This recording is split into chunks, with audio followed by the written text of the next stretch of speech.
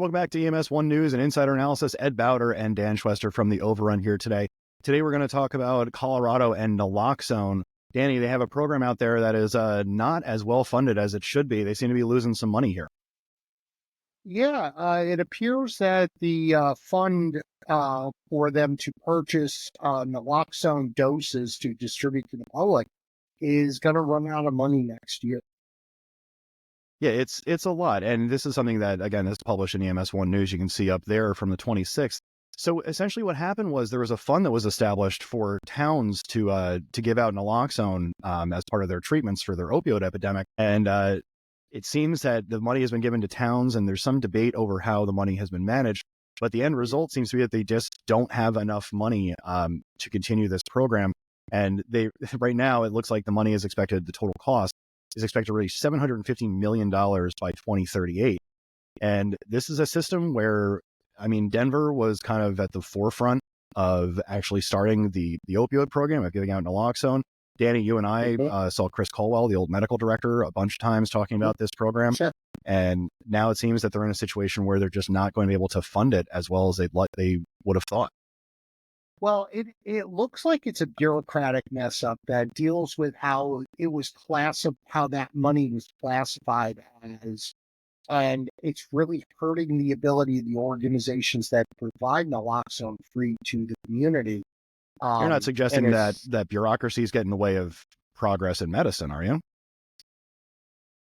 Listen, I love my government, but sometimes, things get screwed up, and it's sometimes a checkbox on a form that somebody reads. It could be a problem. I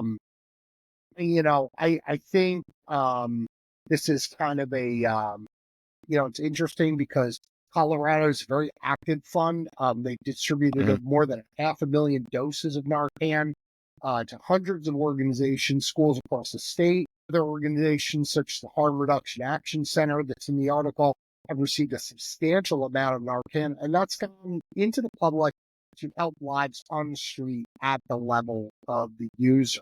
So without this money, they're going to have to limit that distribution, and that's going to affect saving lives. It's going to affect how we take care of them.